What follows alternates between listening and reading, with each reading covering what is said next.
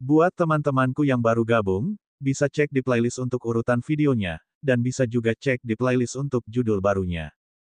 Bab 1289, lebih gelap dari biasanya.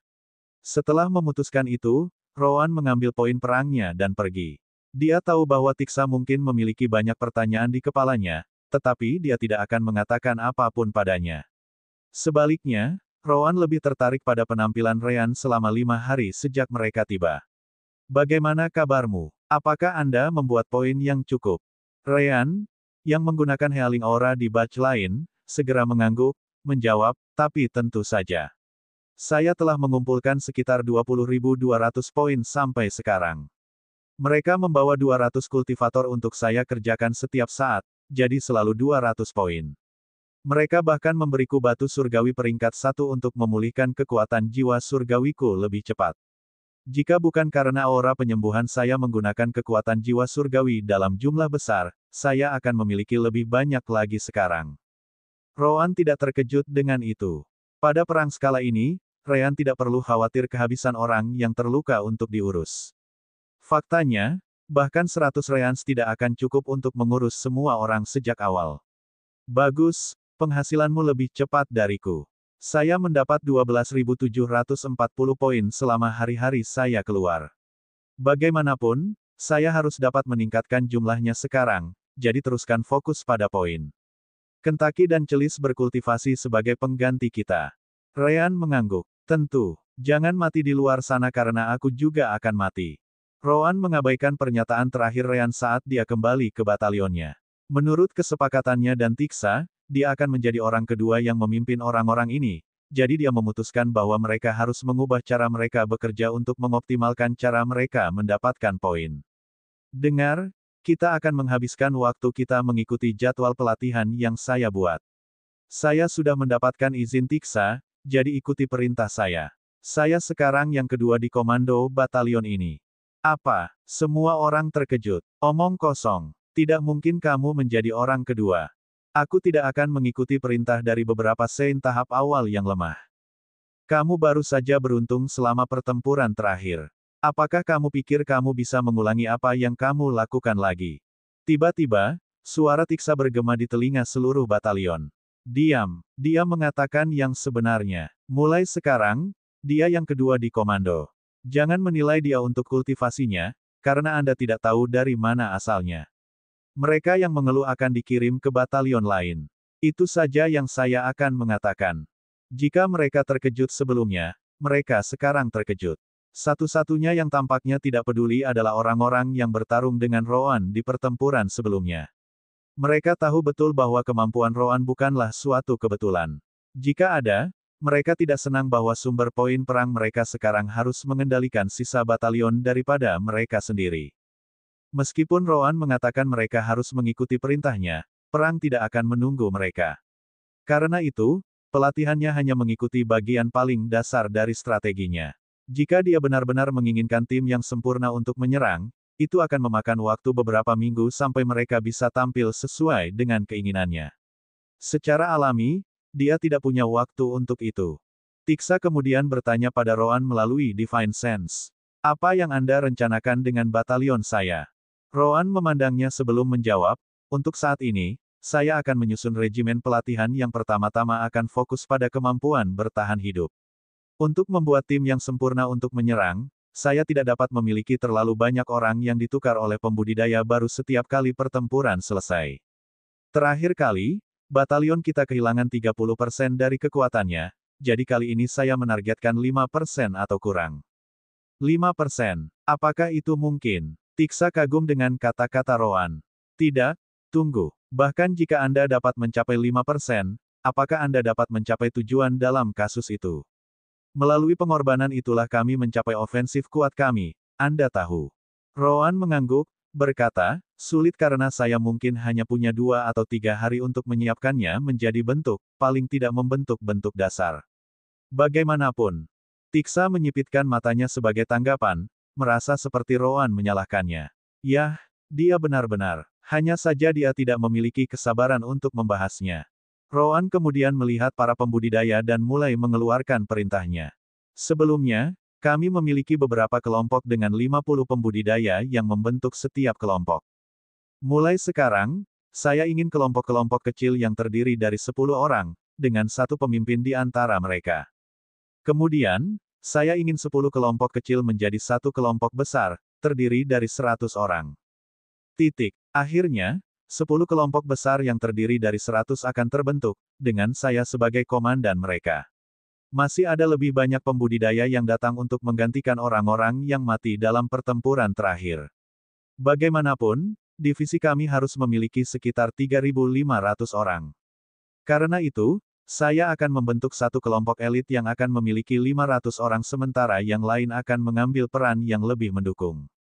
Benar saja, lebih banyak manipulator elemen gelap baru terus berdatangan untuk menggantikan yang mati. Perbedaannya adalah sekarang, Rowan tidak mengirim mereka pergi. Dia memiliki kegunaannya untuk setiap jenis pengguna elemen gelap, bahkan jika mereka tidak pandai menyembunyikan. Tiksa merasa aneh pada awalnya. Namun, setelah menyaksikan metode pelatihannya, dia akhirnya mengerti bahwa mereka yang buruk dalam menyembunyikan masih bisa bekerja dengan baik selama pemosisian mereka bagus. Yah, Rowan terus mengeluh tentang mereka semua dari awal hingga akhir. Seolah-olah semua yang mereka lakukan salah, sampai-sampai bagi mereka, keberadaan mereka salah. Tiksa bertanya-tanya apakah divisinya akan membenci Rowan. Pada akhirnya, dia hanya bisa tinggal untuk memastikan bahwa mereka akan mengikuti perintahnya dengan risiko hukuman berat jika mereka tidak melakukannya. Akhirnya, 3 hari kemudian, divisi Tiksa dipanggil lagi.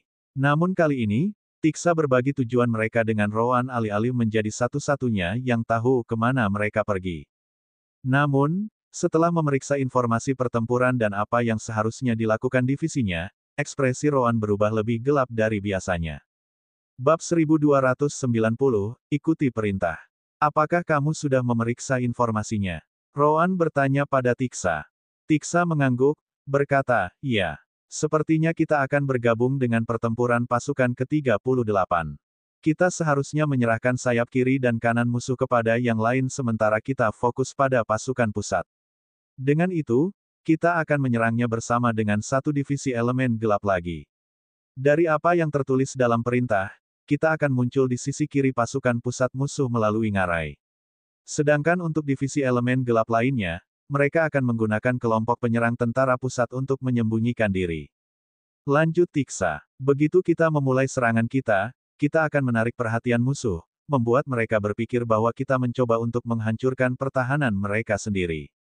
Namun, serangan yang sebenarnya akan datang dari divisi yang terletak di tengah-tengah pasukan pusat kita. Begitu selesai, kita bisa langsung mundur dan meninggalkan sisanya untuk ditangani oleh pasukan Vigal kita. Rowan memandangnya dan mengangguk, berkata, itu memang yang tertulis. Sekarang, izinkan saya menanyakan sesuatu yang bernilai 1 juta batu surgawi. Bisakah Anda melihat tujuan tersembunyi dari divisi kami di bagan ini? Tiksa menyipitkan matanya dan melihat informasi, posisi mereka di peta, dan yang lainnya. Namun, dia tidak melihat ada masalah di sana. Apa masalahnya? Tampaknya cukup aman karena kita akan memiliki ngarai sebagai tempat untuk mundur. Seharusnya lebih aman dari sebelumnya karena kita bukan penyerang utama. Rowan mendengus sebagai tanggapan. Aman. Gadis kecil, kamu perlu memperluas wawasanmu. Cara segala sesuatunya diposisikan di sini, tidak ada yang kembali hidup-hidup untuk divisi kita lagi. Satu-satunya yang mungkin bertahan adalah pembudidaya tingkat tertinggi dari kelompok kita, seperti mereka, di alam transformasi elemental dan Anda. Yah, itu jauh lebih mudah bagi Anda karena Anda bisa terbang. Sedangkan untuk alam transformasi elemen, kemungkinan besar mereka masih akan mati. Apa? Tiksa kaget mendengarnya. Kenapa? Di mana kamu bisa melihatnya? Aku tidak bisa melihat kekuatan apapun yang dapat memaksa kita ke dalam situasi seperti itu. Namun, dia juga mengambil kesempatan untuk bertanya, tunggu, siapa gadis kecil itu? Tahukah kamu berapa usiaku yang lebih tua darimu? Rowan mengabaikan pertanyaan terakhir sebelum melanjutkan, kamu tidak mengerti. Fakta bahwa itu tidak ada di peta tidak berarti mereka tidak ada di sana. Kamu harus membaca posisi kelompok musuh untuk memahami poin ini. Bisakah kamu melihat bagaimana posisi sayap kanan musuh? Perhatikan baik-baik. Kamu seharusnya bisa merasakan sesuatu dari itu selama kamu punya otak. Mulut Tiksa berkedut sebagai jawaban. Kenapa dia harus selalu mengucapkan kata-katanya seperti itu setiap saat? Namun demikian, dia memperhatikan sayap kanan untuk sementara waktu sampai akhirnya dia menemukan masalahnya. Bukankah sayap kanan musuh agak terlalu jauh dari yang seharusnya? Roan mengangguk, puas. Jadi kau memang punya otak. Hanya ada dua kemungkinan alasan untuk itu. Pertama, musuh melakukan ini dengan sengaja untuk memikat kita ke posisi itu. Namun, itu akan menempatkan mereka pada terlalu banyak risiko. Karena itu masalahnya, apa masalahnya di sini? Bisakah kamu menebaknya? Aku sudah memberimu petunjuk sebelumnya. Tiksa merenungkan apa yang dikatakan Roan dari awal sampai akhir sebelum berkata, kamu bilang padaku bahwa kita tidak akan kembali hidup-hidup. Yah, setidaknya bukan mayoritas. Lalu, Tiksa menyadari sesuatu yang tidak ingin dia lakukan. Bagan ini tidak menunjukkan posisi sebenarnya dari sayap kanan musuh. Itu diberikan kepada kami seperti ini agar kami tidak mengeluh tentang serangan itu. Roan mengangguk ketika dia berkata sebagai tanggapan, sepertinya kamu masih layak diselamatkan. Itu benar. Jika kamu memperhatikan, tentara kita bisa menggunakan celah besar antara sayap kanan dan tentara pusat untuk melancarkan serangan yang akan memisahkan kedua musuh tentara. Itu akan menjadi berita buruk bagi mereka, jadi saya dapat menjamin bahwa kesenjangan besar seperti itu tidak ada. Kecuali, tentu saja, komandan musuh benar-benar bodoh. Namun, saya sangat meragukan itu. Bagaimanapun, tentara kita tidak perlu divisi kami untuk mencapai titik itu jika itu masalahnya. Roan kemudian memberikan slip giok dengan informasi kembali ke Tiksa. Seperti yang aku katakan, kita tidak seharusnya kembali hidup-hidup lagi. Tujuan divisi kita bukanlah kebohongan. Kita pergi ke sana untuk menarik perhatian musuh dan memudahkan divisi elemen gelap lainnya untuk serang tentara musuh dari depan. Hanya saja kita akan bertindak sebagai korban untuk itu. Sayap kanan musuh pasti akan menerima informasi dan menyingkirkan kita karena apa yang kita sebabkan kepada mereka. Ekspresi Tiksa menjadi gelap setelah mendengar itu. Namun, Roan tidak berhenti di situ. Tapi itu bukan hal terburuk untukmu. Tiksa jelas mengerti apa yang dimaksud Roan. Begitu divisi saya dilenyapkan, saya akan ditunjuk sebagai pelakunya. Mereka tidak akan membunuh saya atau semacamnya. Bagaimanapun, saya masih seorang pembudidaya alam transisi dan orang yang menggunakan elemen gelap pada saat itu. Hanya saja bahwa saya pasti tidak akan bertanggung jawab atas divisi lain dalam waktu dekat. Roan setuju dengan Tiksa. Itu benar. Namun, tidak perlu merasa terkejut. Setiap perang memiliki pengorbanannya. Kekuatan yang tidak mau mengorbankan orang lain adalah kekuatan yang kemungkinan besar akan kalah pada akhirnya. Perang adalah kisah yang penuh pengorbanan. Pertama, kamu juga tidak akan menjadi yang terakhir. Anggap saja kamu mengambil ujung tongkat yang pendek kali ini. Namun, Tiksa tidak puas dengan itu. Aku tidak akan menerima begitu saja. Aku langsung menuju ke pusat komando untuk mengeluh. Apakah mereka pikir mereka bisa membuangku begitu saja? Kita lihat saja nanti. Roan mengangkat bahu. Kamu membuang-buang waktu. Jangan lupa, tentara mengikuti garis komando yang ketat. Karena mereka memberimu perintah, kamu tidak punya pilihan selain mengikutinya. Bab 1291, Terbang bersamamu. Bagaimana bisa? Tanya Tiksa. Misalkan mereka mengakui bahwa mereka berbohong tentang posisi sayap kanan tentara musuh. Mereka hanya bisa mengatakan bahwa perintah Anda tidak akan berubah dan bahwa Anda harus menghadapinya sendiri. Tiksa menggelengkan kepalanya, menyangkal kata-kata Roan ketika dia berkata, tetapi jika kita tahu, saya dapat memohon agar para pembudidaya saya tidak ingin hidup mereka hilang semudah itu. Paling tidak, mereka akan dipaksa untuk memilih kelompok lain, karena ini jelas merupakan misi tanpa pengembalian. Jangan lupa bahwa lebih dari separuh tentara diisi dengan orang-orang yang bukan bagian dari tentara sejak awal. Mereka datang ke sini bukan untuk mati tetapi untuk membuat poin perang.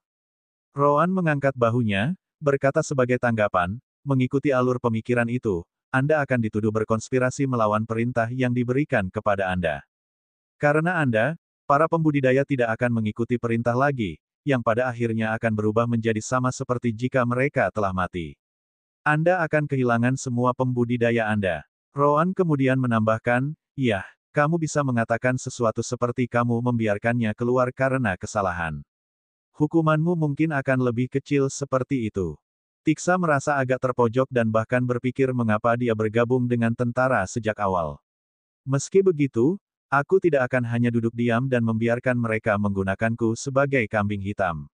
Sebisa mungkin aku tidak peduli dengan kehidupan divisiku, aku juga tidak jahat sampai mengirim mereka untuk bunuh diri, Tiksa kata Roan, sudah bersiap untuk pergi.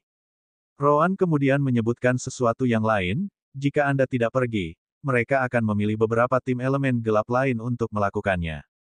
Yang saya katakan adalah, seseorang harus melakukannya, suka atau tidak suka. Jika tidak, lebih banyak lagi yang akan mati di pasukan pusat Filgal. Markas besar tidak mengirim orang untuk mati hanya karena mereka menemukan kesenangan di dalamnya. Mereka melakukannya karena itulah kesempatan terbaik mereka untuk memenangkan pertempuran dan menyelamatkan lebih banyak nyawa daripada mereka akan tanpa menggunakan metode ini. Tentu saja, itu tidak berarti mereka peduli dengan kita semua. Hanya saja meraih kemenangan dengan jumlah korban paling sedikit adalah cara terbaik untuk memenangkan perang ini. Tiksa tidak bisa membantu tetapi berhenti di jalurnya. Lalu haruskah aku membiarkannya begitu saja? Saat itulah Tiksa menyadari sesuatu. Tunggu, karena kamu tahu semua itu, apakah itu berarti kamu tidak akan pergi? Roan menggelengkan kepalanya, bertanya padanya sebagai tanggapan, tidak mau pergi. Mengapa saya tidak? Serangan tersembunyi adalah cara terbaik untuk mendapatkan poin perang. Karena saya bukan komandan, tidak masalah jika sisanya mati. Saya tidak akan menerima kesalahan apapun.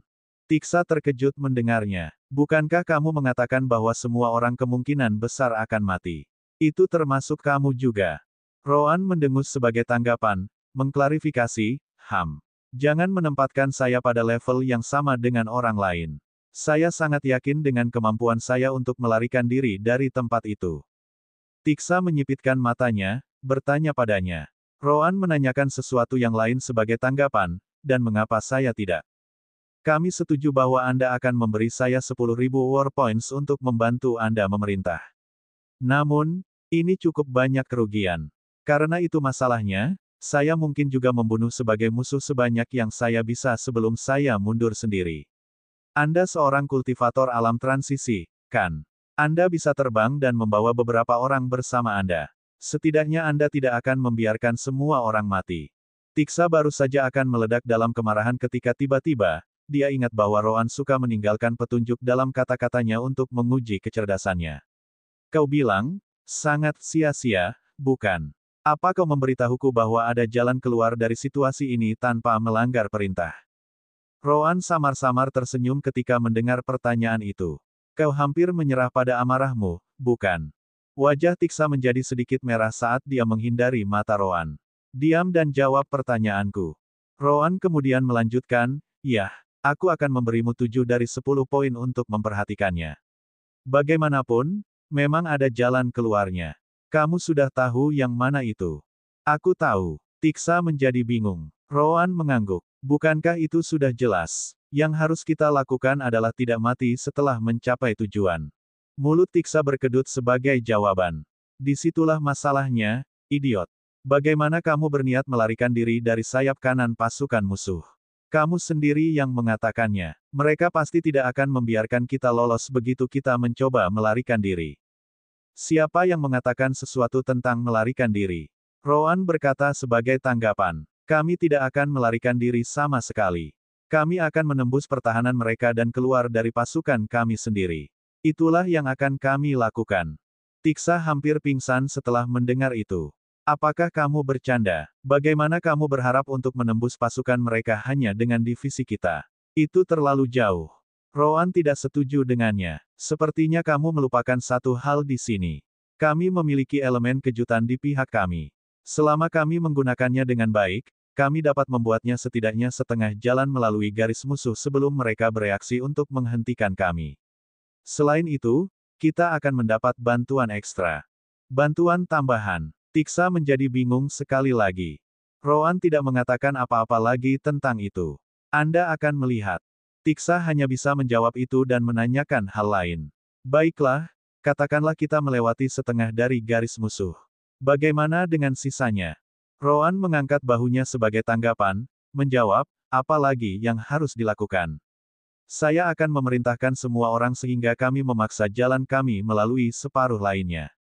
Untungnya, sepertinya informasi tentang tentara pusat aliansi Jesvo akurat. Itu benar, semua saya butuhkan.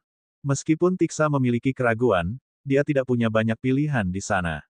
Baiklah, namun, jika aku melihat bahwa kita menemui jalan buntu, aku akan membawamu dan beberapa lagi bersamaku melewati langit. Rowan menatap Tiksa dengan heran. Kamu akan menyelamatkanku meskipun aku jelas melakukan semuanya untuk diriku sendiri. Aku tidak akan berbohong. Aku tidak terlalu peduli dengan apa yang terjadi padamu jika ini gagal. Tiksa mengangguk, memberitahunya, setidaknya, kamu mencoba menemukan cara untuk melarikan diri dari situasi yang menyebalkan ini. Fakta bahwa kamu melihat melalui strategi tanpa ampun ini sudah cukup bagiku untuk tidak membiarkanmu mati di sana. Aku tidak peduli padamu, tapi aku bisa menggunakan pikiranmu di masa depan. Rowan mengangguk setelah mendengar itu, berkata, saya bisa melarikan diri sendiri jika perlu, tapi saya kira terbang dengan pembudidaya alam transisi tahap puncak cukup aman. Baiklah, saya menerima tawaran Anda. Padahal, bukan berarti kita akan membutuhkannya, omong-omong. Bab 1292, apakah ada masalah? Haxuax menempatkan semuanya pada tempatnya sehingga Rean dapat menyembuhkan 200 pembudidaya dengan tingkat cedera yang sama setiap saat. Dengan mengatakan itu, dia pergi keluar dan terus menyembuhkan lebih banyak kultivator sendiri karena tidak ada artinya hanya terus melihat Rean. Namun, dia masih bisa merasakan kehadiran Rean setiap kali dia menggunakan Healing Aura miliknya. Namun, saat itulah Haxuax menyadari sesuatu.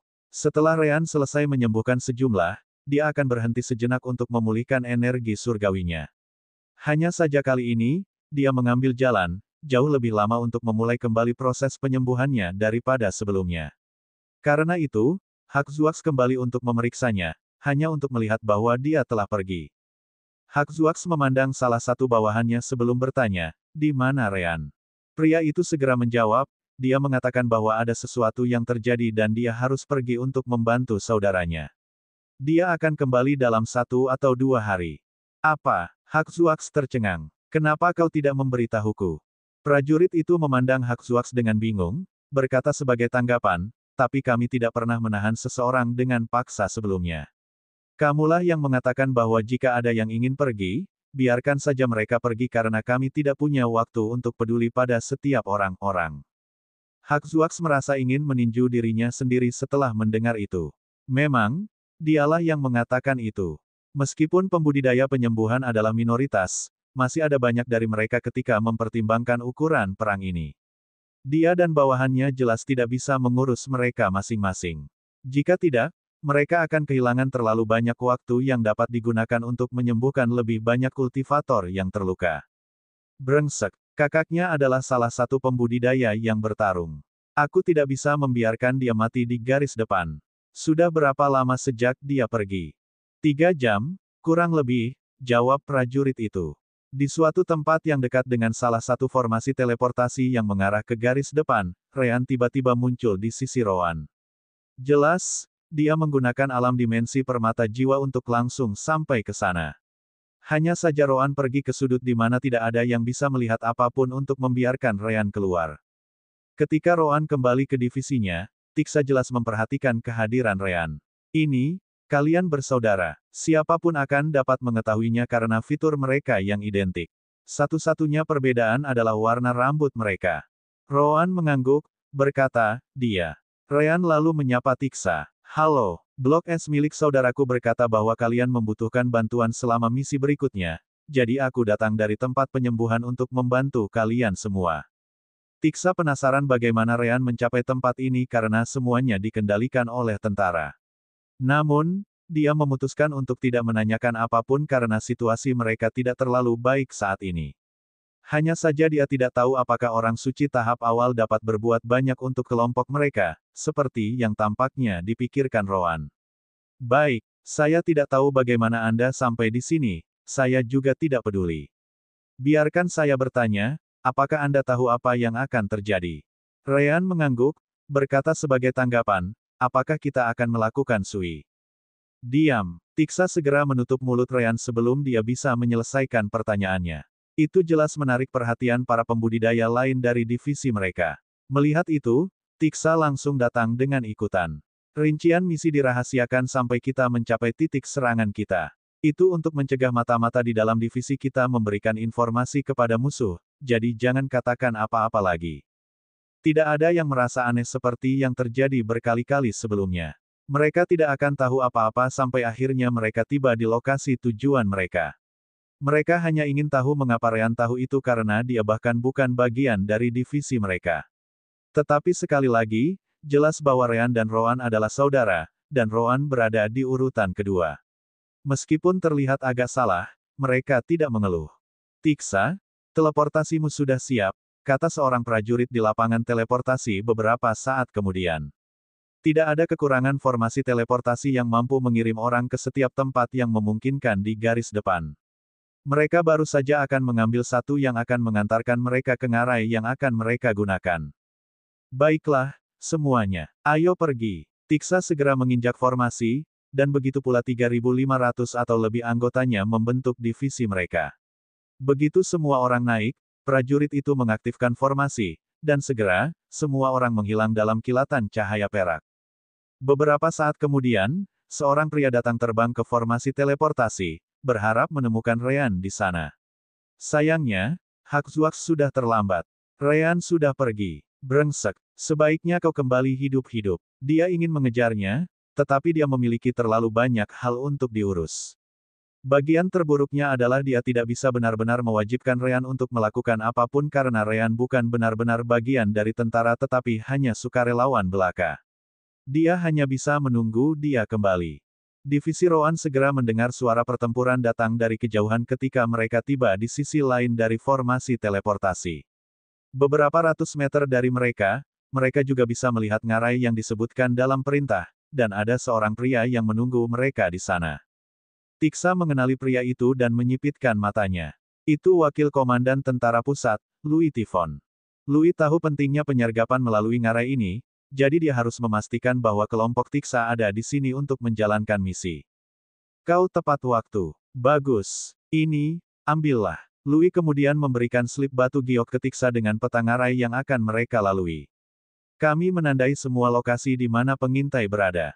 Anda harus berurusan dengan mereka saat Anda bergerak maju. Tentara pusat dan divisi elemen gelap lainnya siap menyerang, menunggu gangguan Anda. Anda sebaiknya tidak gagal dalam misi ini. Tiksa mengangguk dan memberi mereka perintah. Semuanya, masuk ke ngarai. Tanpa berkata apa-apa, semua orang melompat ke dalam, hanya meninggalkan Tiksa di belakang. Tiksa kemudian menatap Louis dengan ekspresi gelap. Louis jelas memperhatikan itu dan bertanya, apakah ada masalah? Bab 1293, hanya keberuntungan kita. Tiksa menggelengkan kepalanya setelah itu, memberitahunya, lain kali, jangan berbohong tentang di mana pasukan musuh berada. Yang benar-benar membuatku kesal adalah kamu juga berniat menjadikanku kambing hitam atas kematian divisiku setelah itu. Yah, seseorang sudah mengatakan kepadaku bahwa pengorbanan diperlukan selama perang, jadi aku tidak akan mengatakan apa-apa lagi. Namun, Anda lebih baik membayar kami dengan baik setelah ini selesai. Karena misi bunuh diri ini di mana Anda mengharapkan tidak ada dari kita yang kembali hidup-hidup tidak akan akhiri saja seperti itu. Kami pasti akan kembali, dan dengan cara yang Anda bahkan tidak percaya akan terjadi. Setelah itu, dia terbang menuruni ngarai. Dia sudah memutuskan bahwa dia akan melihat misi ini sampai akhir yang pahit. Mata Louis mau tidak mau melebar saat dia melihat Tiksa turun. Jelas bahwa dia tahu apa yang Tiksa bicarakan. Bagaimana dia tahu? Namun, dia melihat divisi Tiksa pergi dengan cepat, jadi dia hanya bisa menggelengkan kepalanya. Aku hanya bisa berharap dia akan menjalankan misi meskipun dia tahu yang sebenarnya. Jika tidak, aku bisa menghentikan tentara pusat untuk melancarkan serangan. Louis kemudian menghela nafas sebelum terbang untuk kembali ke tentara pusat. Rowan setidaknya puas dengan peta pramuka di slip giok. Ini adalah misi penting yang bisa membawa kemenangan besar ke medan perang khusus ini, jadi pasukan Vigal sangat teliti dengan bagian informasi ini, setidaknya. Sebelum Rowan berada di urutan kedua, Tiksa sudah pandai memindahkan divisinya secara diam-diam. Dengan dia dan Rowan bekerja bersama, serta menggunakan slip batu giok sebagai panduan, tidak sulit untuk mengeluarkan para pengintai sebelum mereka dapat membunyikan alarm. Lebih baik dari itu, Ryan ada di sana untuk membantu dengan keterampilan menekuk Divine Sense-nya. Mereka membuat kelompok elit kecil yang bisa menghilangkan rintangan apapun tanpa diketahui musuh sebelum mereka mati. Pada titik tertentu, Tiksa melihat ke kirinya dan berkata, tidak terlalu jauh dari sini, sayap kanan tentara musuh melawan sayap kiri tentara Vigal kita. Rowan mengangguk, berkata, faktanya, mereka seharusnya lebih dekat dari yang kamu kira. Kemudian lagi, kita baru setengah jalan, jadi sayap kiri kita juga dekat, membuat mereka sibuk. Hanya saja karena kita jauh ke dalam ngarai, lebih sulit bagi suara pertempuran untuk mencapai kita. Ryan sepertinya tidak keberatan. Tidak apa-apa, tidak apa-apa. Menurut rencana, kita tidak perlu peduli dengan sayap kanan musuh lagi, kan? Fokus untuk mengeluarkan para pengintai. Semuanya berjalan cukup baik sampai tiba-tiba, Rowan memerintahkan kelompok elit untuk berhenti dengan Divine Sense-nya. Berhenti. Dia melihat peta dan bisa melihat bahwa seharusnya tidak ada orang di tempat ini. Melihat perkataan Rowan, Tiksa langsung bertanya, bisakah kamu merasakan kehadiran seseorang? Dia sudah mengerti bahwa si kembar memiliki beberapa metode aneh untuk mendeteksi Divine Sense musuh meskipun mereka tidak menggunakan milik mereka sendiri. Dia dan yang lainnya jelas tidak bisa menggunakan Divine Sense untuk melihat ke depan karena itu akan membuat para pengintai khawatir jika mereka merasakannya. Rowan mengangguk, berkata, ada Divine Sense yang memindai area kita di depan, pemiliknya di suatu tempat di sekitar sana. Mereka kurang lebih berada di level kultivasi yang sama denganmu, Tiksa. Ryan setuju dengan Rowan, mengatakan, ya, pasti di alam transisi. Itu aneh. Apakah ngarai itu seharusnya memiliki seseorang pada tingkat itu yang mengintainya? Tiksa dan Rowan segera menggelengkan kepala. Pertama-tama, pembudidaya alam transisi dilarang bertarung. Yang bisa mereka lakukan hanyalah memerintah orang lain, Tiksa menjelaskan. Misalnya, Anda belum pernah melihat saya menyerang satu orang sampai sekarang, kan? Itulah kesepakatan antara kedua belah pihak aliansi. Jika pembudidaya tingkat tinggi bergabung dalam pertarungan, mereka bisa membunuh puluhan ribu orang sekaligus. Tentu, itu tidak akan menguntungkan kedua belah pihak. Itulah mengapa perang dilancarkan antara pembudidaya elemental transformation realm dan di bawahnya. Itu juga mengapa saya tidak akan memiliki masalah untuk melarikan diri dari pasukan musuh, karena tidak ada yang akan menyerang saya begitu mereka melihat saya adalah seorang kultivator alam transisi. Itu adalah kebenaran. Bahkan ketika divisi Tiksa diserang kembali ketika Rowan melakukan misi pertamanya dengannya, dia masih tidak menyerang satu orang pun. Komandan musuh di alam transisi dan di atasnya juga tidak pernah bergabung dalam pertempuran bahkan setelah mereka menembus pertahanan mereka dan membuka celah di garis pertahanan mereka. Ryan mengangguk setelah mendengar itu. Yah, siapapun itu, mereka tidak melanggar aturan. Jika yang mereka lakukan hanyalah menggunakan Divine Sense mereka untuk mengintai di depan mereka, itu tidak masalah, kan? Tiksa membenarkan kata-kata Ryan. Ya, itu tidak masalah. Namun, aneh bagi seseorang dengan level itu untuk muncul di tempat seperti ini. Ryan kemudian memperingatkan Rowan dan Tiksa. Kita perlu mundur. Mereka menuju ke arah kita, dan Divine Sense mereka terlalu kuat. Jika mereka terlalu dekat, Ryan dan aku tidak akan bisa menjauhkan Divine Sense mereka dari tubuh kami. Mereka datang ke arah kita.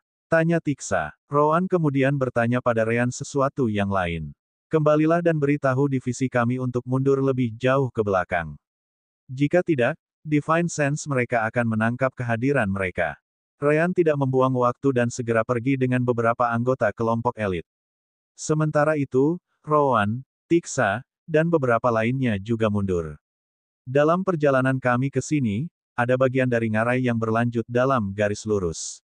Itu seharusnya cukup besar bagi kita untuk tetap berada di satu ujung dan melihat siapa yang datang dari ujung yang lain. Itu akan cukup jauh sehingga aku masih bisa menyembunyikan kita dari Divine Sense musuh. Tiksa dan yang lainnya mengangguk dan segera mundur. Tidak lama kemudian, mereka tiba di bagian ngarai yang diceritakan Rowan dan menunggu. Saat itulah mereka mendengar suara langkah kaki datang dari sisi lain. Tidak hanya satu atau dua, tetapi banyak dari mereka. Tiksa dan Rowan menyipitkan mata ketika mereka melihat pihak lain. Ternyata bukan hanya mereka yang mencoba menggunakan ngarai untuk menyerang pasukan musuh. Mereka kebetulan bertemu dengan divisi musuh yang mencoba melakukan hal yang sama.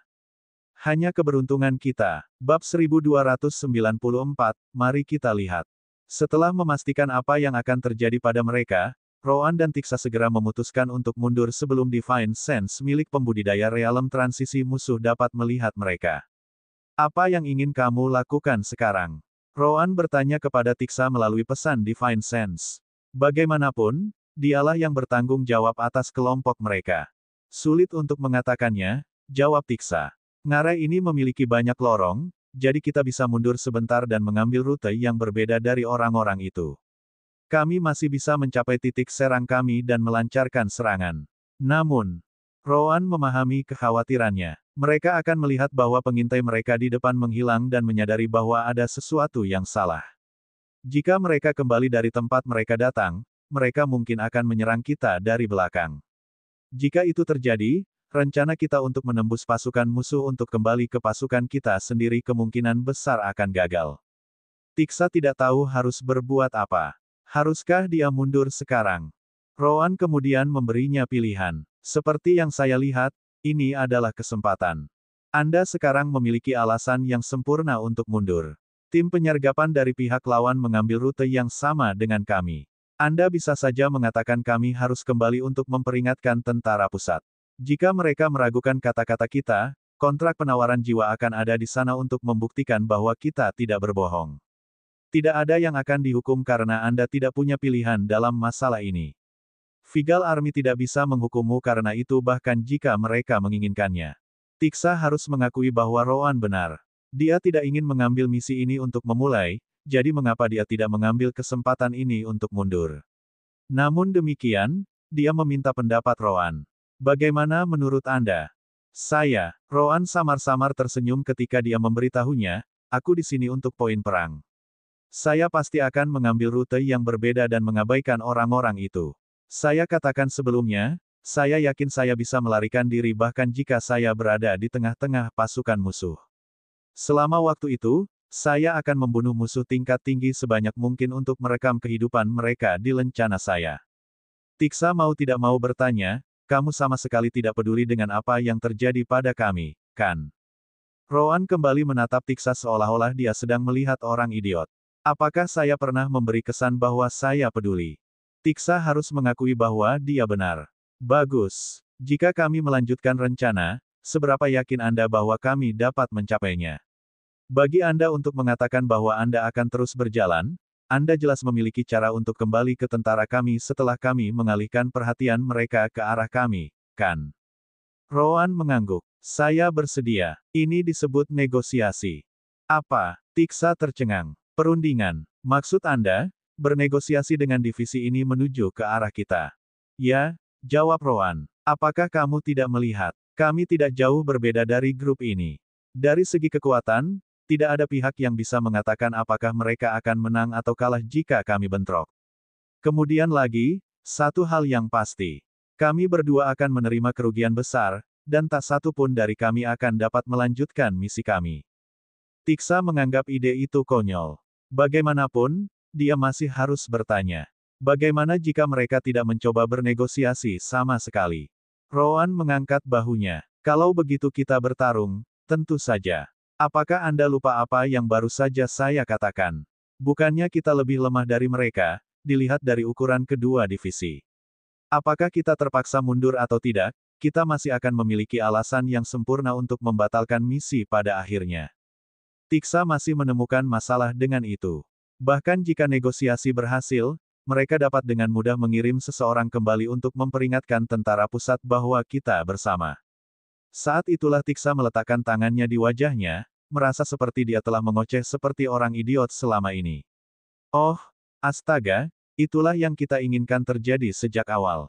Rowan terkejut dia menyadarinya secepat itu. Lumayan. Memang, bukankah misi kita untuk mengalihkan perhatian tentara pusat? Jadi bagaimana jika musuh mencoba menghentikan kita? Mereka jelas berpikir kami datang untuk mencoba mematahkan garis pertahanan mereka dari belakang. Apakah orang-orang itu memperingatkan tentara pusat mereka tentang kehadiran kita atau tidak? Tujuan kita tetap akan selesai. Mereka harus menggeser sebagian pasukan mereka untuk mencegat kita, dan itu pasti akan diperhatikan oleh pasukan pusat kita sendiri. Misi selesai. Roan kemudian meningkatkan langkahnya untuk kembali ke tempat Ryan dan yang lainnya menunggu. Bagaimanapun, negosiasi akan terserah Anda. Komandan mereka pasti tidak akan menerima kata-kata seseorang di tahap awal Saint Realm. Tiksa mengangguk sebagai jawaban. Tidak masalah. Aku tidak bisa menjamin bahwa pertempuran tidak akan terjadi, tapi setidaknya aku bisa mencobanya. Itu sudah cukup bagiku. Ingat saja, Anda tidak bisa terlihat bernegosiasi dengan pria itu. Itu sebabnya saya hanya menggunakan pesan Divine Sense di antara kami berdua. Tunggu saja kami membuka jarak darimu lalu berbalik dan berpura-pura bahwa kamu juga mengintai di depan. Bagaimanapun juga, musuh tidak dapat menyerang Anda karena kultivasi Anda, Rowan mengingatkannya. Tiksa melakukan apa yang dikatakan Rowan dan meninggalkan grup mereka beberapa saat kemudian. Sementara itu, Rowan membawa pembudidaya mereka sendiri ke depan, siap bertarung jika perlu. Namun, Tiksa kembali beberapa menit kemudian sebelum memberi perintah kepada semua orang. Jalan di depan memiliki terlalu banyak musuh, jadi kita mengambil rute lain. Ikuti aku. Divisi hanya bisa melakukan apa yang dia katakan sementara Rowan menanyakan hasilnya. Bagaimana itu? Tiksa mengangguk, memberitahunya, pria itu menyadari kehadiranku ketika aku menggunakan Divine Sense dan langsung mendatangiku untuk memeriksanya. Aku berpura-pura terkejut dengan penampilannya. Dia juga memperhatikan bahwa saya memiliki divisi yang menggunakan jalur yang sama. Tepat saat dia siap memberitahu kelompoknya untuk menyerang kami, saya menyuruhnya berhenti dan mendengarkan dulu.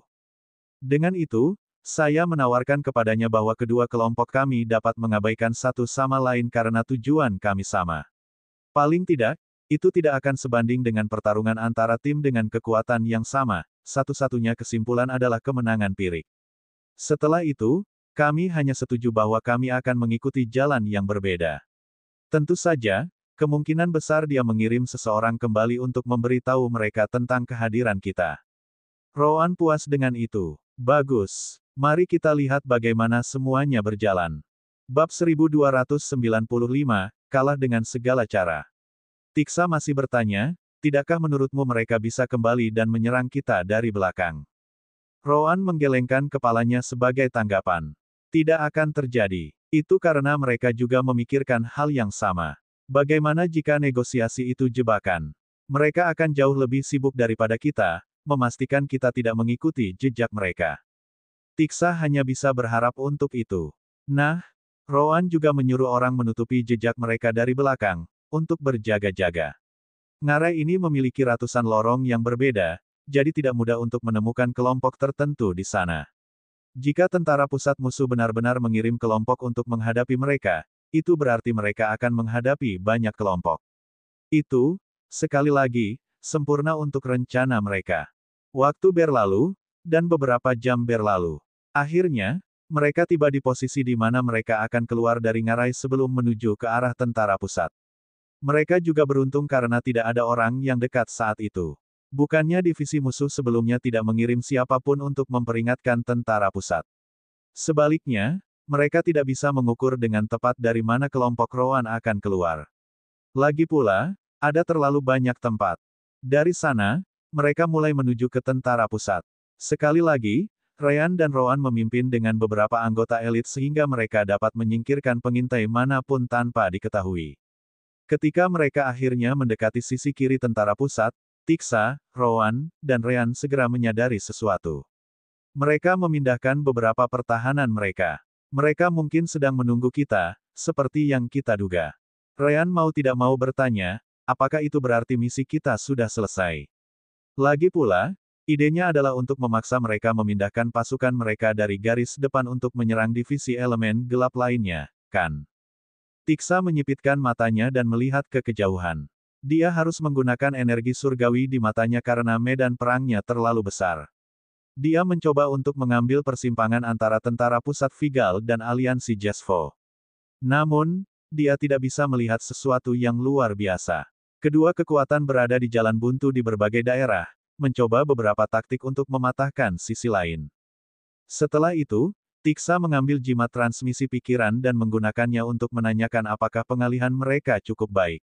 Bagaimanapun, Itu adalah fakta bahwa pasukan musuh memang menggeser kekuatan mereka sendiri untuk menutupi penampilan mereka. Jimat itu kemudian terbakar sebelum Tiksa mengambil satu lagi dari cincin spasialnya. Yang ini adalah jimat transmisi pikiran yang akan dia dapatkan jawabannya. Dia kemudian turun untuk menunggu. Saya mengirimi mereka pesan, jadi mari kita tunggu dan lihat.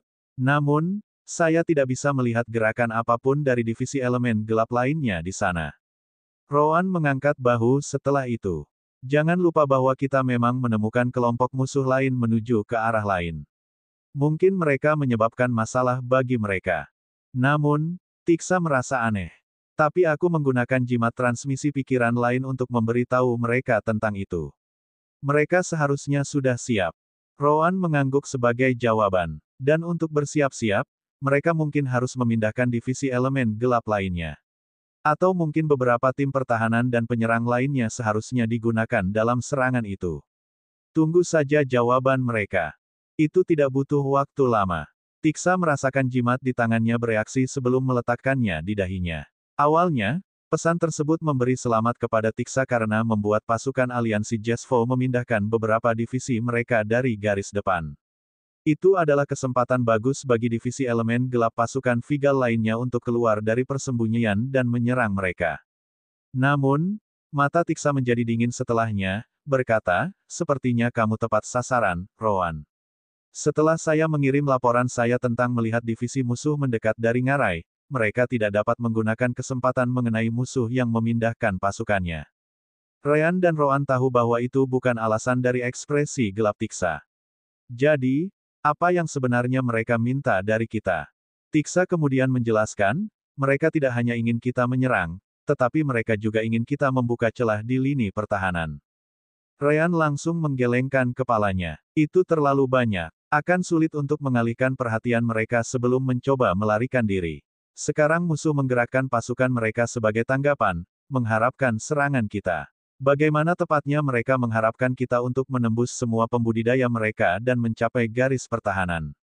Dan di atas itu, mereka ingin kita membuka celah di dalamnya. Ini konyol. Tiksa setuju dengan Ryan. Faktanya, bahkan Rowan menyipitkan matanya. Idenya adalah agar misi selesai segera setelah dia memastikan bahwa pasukan musuh telah bergeser karena mereka. Itu memang terjadi, tetapi komandan pasukan pusat mereka membuat permintaan yang konyol. Itu tidak masuk akal. Tidak mungkin komandan angkatan darat pusat kita tidak tahu bahwa permintaannya di luar jangkauan kita. Mungkinkah mereka ingin melihat apakah kita bisa membuat lebih banyak lagi pasukan aliansi Jesvo bergeser ke arah kita? Tanya Ryan. Rowan menggelengkan kepalanya sebagai tanggapan. Itu tidak akan terjadi, katanya sambil melihat posisi divisi tentara pusat musuh. Kecuali komandan tentara pusat Jesvo benar-benar idiot, dia tidak akan memindahkan satu prajurit pun dari garis pertahanannya. Gerakan yang dia buat karena kita sudah menjadi batasnya.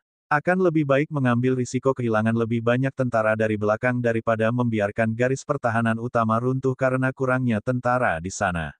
Sederhananya, kami tidak berharga sebanyak itu.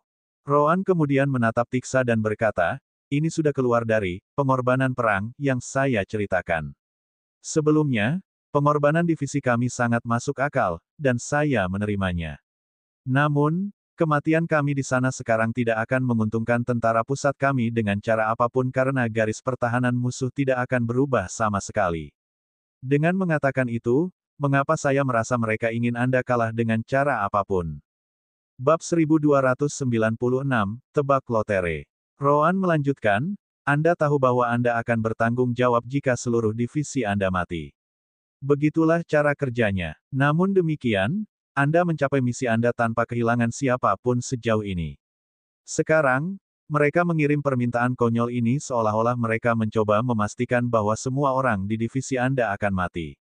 Namun, Tiksa tampaknya tidak terkejut. Ketika Rowan pertama kali berbicara dengannya tentang pengorbanan yang normal demi kemenangan, dia sudah memiliki keraguan. Namun demikian, dia harus mengakui bahwa Rowan benar saat itu. Pengorbanan statusnya sebagai kapten dan kehidupan divisinya benar-benar dapat memimpin pasukan pusat di medan perang khusus ini untuk memenangkan pertempuran. Saat itu, dia menerima begitu saja. Sekarang bahkan Rowan tidak dapat melihat alasan pengorbanan itu, dia yakin tentang apa yang terjadi. Kamu tidak salah. Saya cukup yakin bahwa tujuan dari tugas berikutnya adalah agar saya kehilangan status saya sebagai kapten. Tidak, untuk lebih spesifik, seseorang ingin saya dikeluarkan dari tentara. Diusir. Ryan merasa aneh. Bahkan jika Anda kehilangan status sebagai kapten, Anda masih seorang pembudidaya alam transisi puncak, bukan? Mengapa tentara ingin mengusir Anda? Di medan perang ini, pembudidaya di alam transisi dan di atasnya tidak dapat digunakan. Namun, ada juga medan perang di mana pembudidaya tingkat tinggi seperti Anda adalah yang bertarung satu sama lain. Bukankah seharusnya mereka mengirimmu ke sana? Ryan benar. Di alam dewa, skala perang regional beberapa kali lebih besar daripada perang yang dilihat Ryan dan Rowan di masa lalu. Tidak mungkin pembudidaya tingkat tinggi tidak akan mengambil bagian di dalamnya. Hanya saja kedua belah pihak sepakat bahwa itu tidak akan terjadi di tengah para pembudidaya tingkat rendah. Bagaimanapun, itu akan menghasilkan kerugian besar yang tidak akan membantu pihak manapun. Tiksa kemudian menjawab pertanyaan Ryan, itu karena nama lengkap saya Tiksa Kroste. Ryan dan Rowan saling memandang dengan bingung setelah itu. Jadi, Tiksa terkejut melihat kebingungan di mata si kembar. Dia menduga sebelumnya bahwa si kembar mungkin adalah bagian dari sekte Lankueas karena kekuatan mereka yang jauh di atas rata-rata. Jika itu masalahnya, mereka seharusnya tahu tentang klan Kroste. Namun, jelas bahwa mereka tidak tahu siapa Krostes itu. Dia bertanya-tanya apakah dia salah tentang asumsinya tentang identitas si kembar. Namun, ini bukan waktunya untuk membicarakan hal itu sekarang, jadi dia dengan cepat menjelaskan. Klan Kroste adalah kekuatan besar di benua Lankueas kita. Itu tidak bisa dibandingkan dengan sekte Lankueas, tetapi akan salah untuk mengatakan bahwa itu. Rowan memandang Tiksa sebelum berkata, jadi, apakah itu berarti klan Anda ingin Anda dikeluarkan agar mereka bisa mendapatkan Anda kembali? Tiksa hanya bisa mengangguk. Mendengar itu, Rowan mendengus sebagai jawaban. Maaf, tapi ini terdengar terlalu mencurigakan. Bukankah Anda baru saja mengatakan bahwa klan Kroisan Anda atau apapun namanya adalah salah satu dari 10 kekuatan terkuat di benua Lankueas? Mereka pasti memiliki puluhan, bahkan ratusan ribu anggota. Tahap puncak dari alam transisi sudah merupakan tingkat kultivasi yang baik di tempat seperti ini. Dia melanjutkan, namun, tingkat kultivasi seperti itu hanya setara dengan seekor semut untuk kekuatan sebesar itu. Sekarang, mereka ikut campur dalam perang di beberapa sudut benua hanya untuk membuatmu mundur. Betapa bodohnya itu. Satu-satunya hal baik tentang Anda yang dapat saya lihat adalah bahwa Anda masih sangat muda untuk tingkat kultivasi Anda. Namun, kekuatan seperti klanmu pasti tidak kekurangan jenius di level yang sama, bahkan mungkin lebih tinggi. Ryan tidak bisa menahan tawa sebagai tanggapan. Hahaha, memang, Anda harus datang dengan beberapa alasan lain. Apakah Anda yakin Anda tidak menyinggung beberapa orang penting dari tentara? Siapa tahu, mungkin Anda menolak ajakan putra seorang marsal, dan sekarang dia berencana untuk membalas dendam. Mulut Tiksa berkedut sebagai jawaban. Siapa yang waras akan berpikir seperti itu? Menurutmu aku ini orang seperti apa? Saya mencapai posisi ini melalui usaha semata, oke. Pertama-tama, tidak ada yang seharusnya tahu identitas asli saya. Kata-kata terakhir itu membuat Ryan tertawa lagi. Hahaha, Anda berbicara seperti Anda seorang putri dari klan Kroste. Apa, mungkinkah Anda satu-satunya putri leluhur terkuat klan Kroste? Ayo. Mendengar itu, Tiksa menatap Ryan dengan ekspresi kaget dan menjawab, bagaimana kamu tahu? Senyum Ryan membeku di tempat setelah itu karena dia tidak bisa menahan keringat dingin, menanyakan sesuatu kepada Rowan melalui koneksi jiwa mereka. Bagaimana kita bisa terlibat dalam omong kosong semacam ini? Rowan menggelengkan kepalanya sebagai tanggapan. Bagaimana aku bisa tahu? Jika saya harus menebak, itu pasti pria permata jiwa itu. Bagaimanapun, Tiksa sekarang memandang Ryan dan Rowan dengan permusuhan. Sekarang semuanya masuk akal. Anda dikirim oleh ayah saya, bukan? Bagaimana Anda menemukan saya? Saya dengan sempurna menutupi semua jejak saya. Penampilan saya juga berbeda. Seharusnya tidak ada yang tahu di mana saya dan apa yang saya lakukan. Dengan itu, si kembar melihat warna niat membunuh muncul sekali lagi. Jelas, Tiksa mengira Ryan mengatakan kata-katanya dengan sengaja. Namun, Ryan segera turun tangan, tidak bisakah kamu menyadari ketika seseorang membuat lelucon? Saya hanya mengatakan itu karena saya pikir itu akan lucu. Bagaimana aku bisa tahu siapa kamu sebenarnya? Pertama-tama, apakah saya akan berada di sini dalam misi bunuh diri ini jika saya tahu itu? Anda bisa saja berpura-pura tidak tahu apa yang saya bicarakan, idiot. Tiksa menyipitkan matanya tapi tidak langsung mempercayainya. Tanda tangani kontrak pengikatan jiwa ini, kalau begitu. Letakkan klausa bahwa Anda tidak berbohong tentang mengetahui latar belakang saya yang sebenarnya. Ryan menghela nafas lega dan segera menandatangani kontrak. Kontraknya mungkin tidak terlalu murah, tapi itu bukan apa-apa bagi si kembar atau Tiksa. Belum lagi mereka tidak berguna melawan si kembar.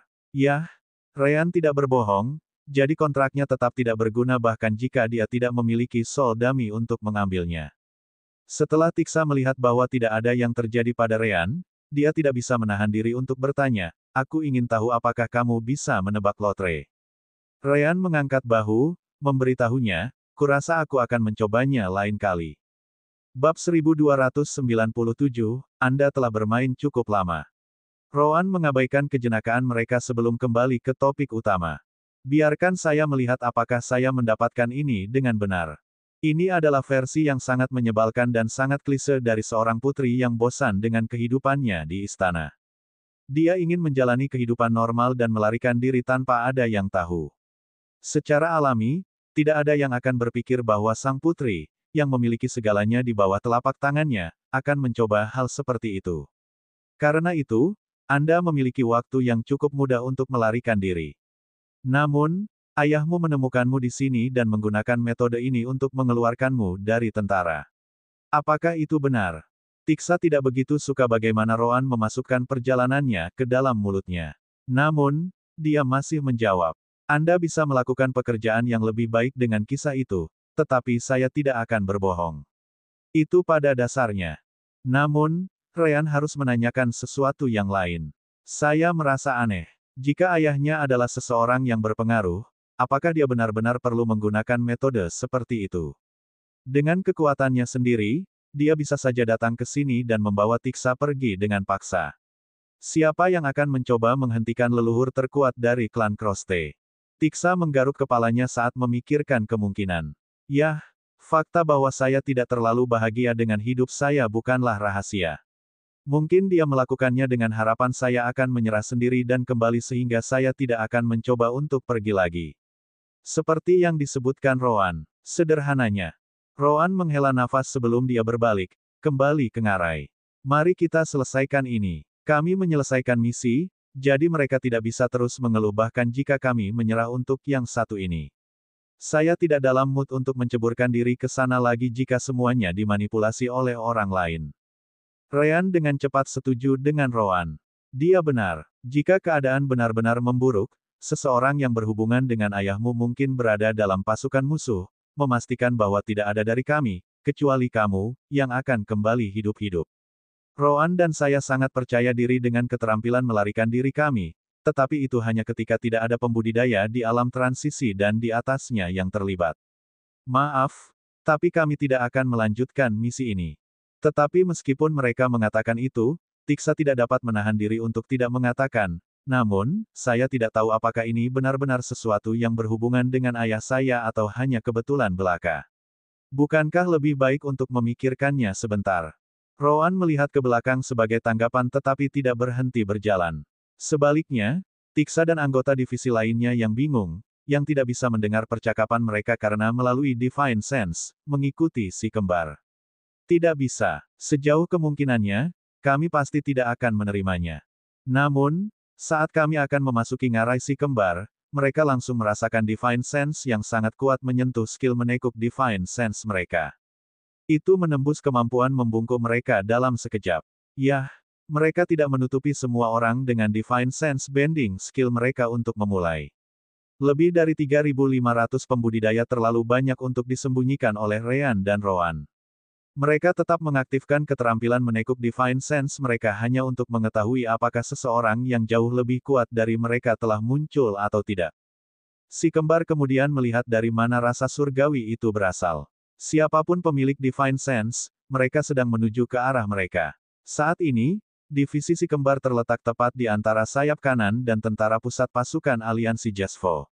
Namun, Divine Sense datang dari antara kedua pasukan itu. Lebih tepatnya, Divine Sense pasti datang dari sisi medan perang mereka. Ryan dan Roan saling memandang dan mengangguk. Segera setelah itu, keduanya mengeluarkan senjata mereka sebelum mereka berlari ke arah divisi mereka. Semua orang terkejut, tidak mengerti mengapa si kembar datang untuk mereka.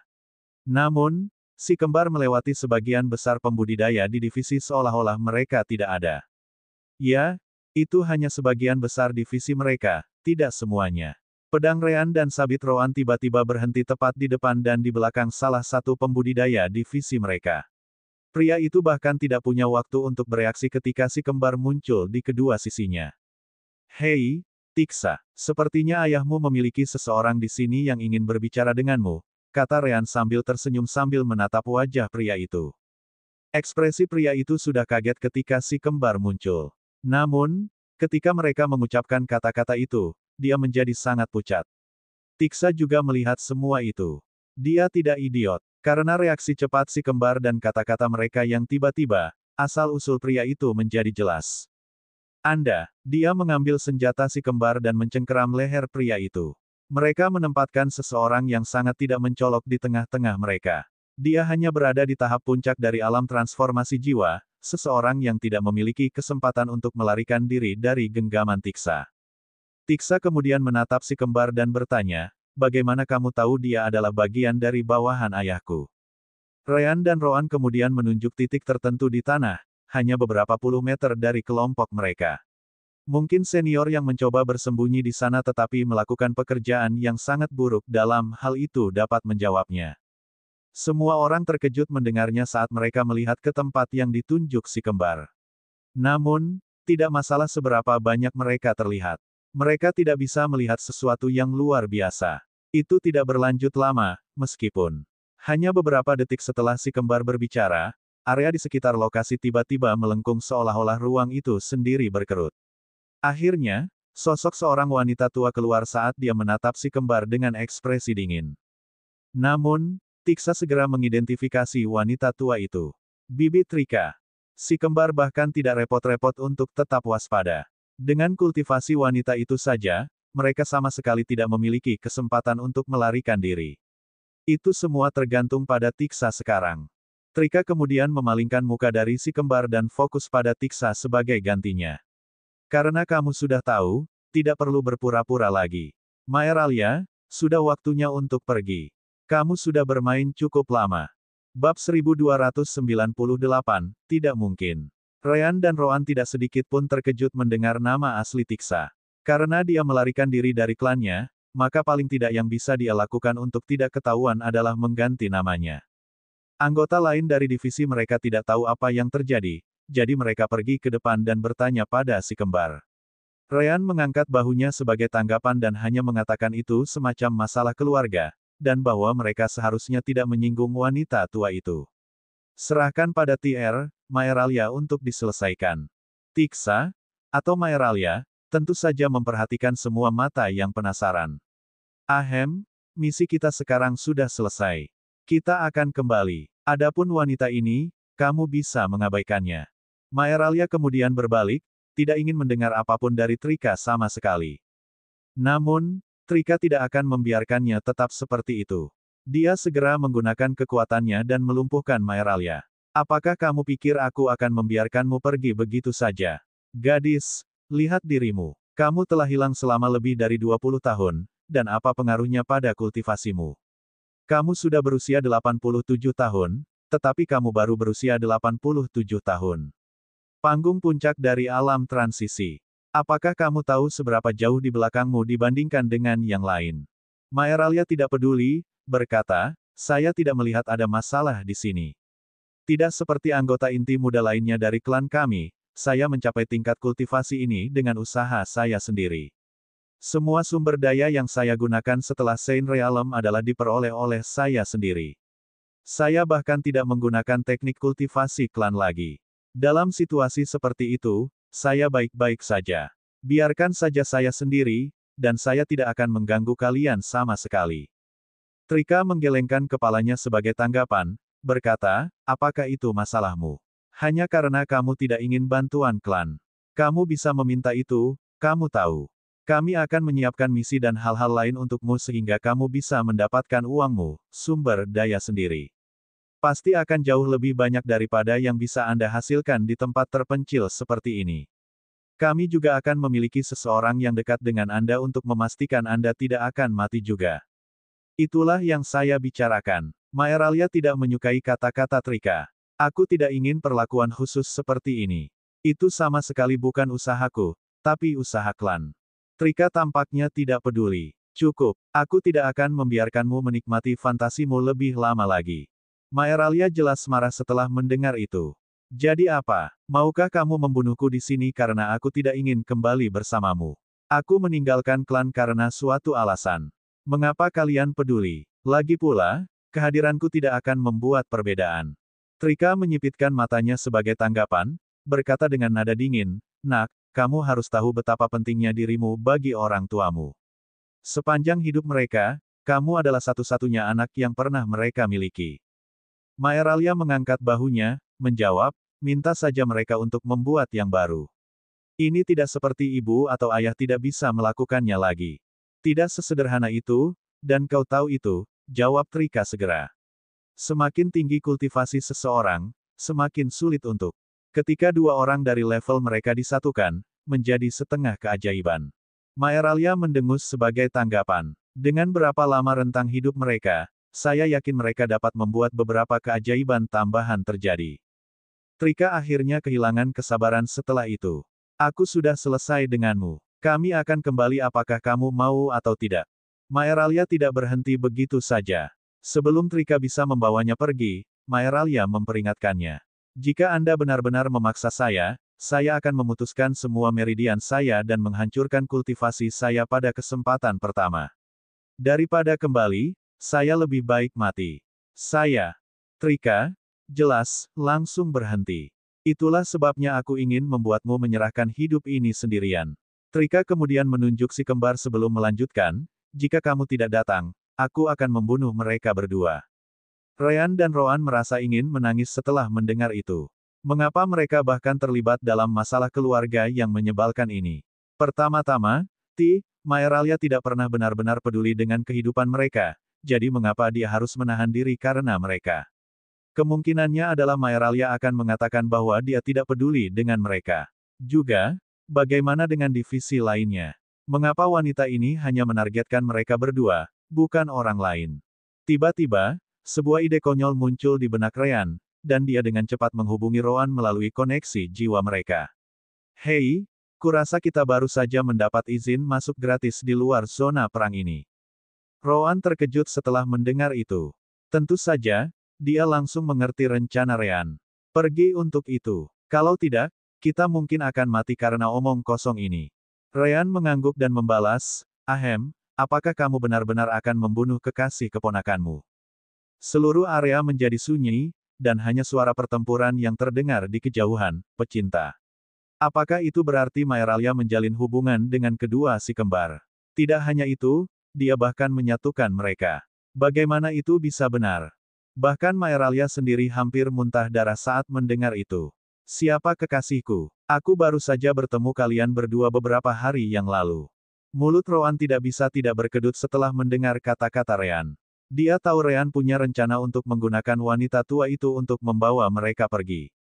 Namun, bagaimana dia bisa membuat rencana untuk menjadikan mereka kekasih Maeralia?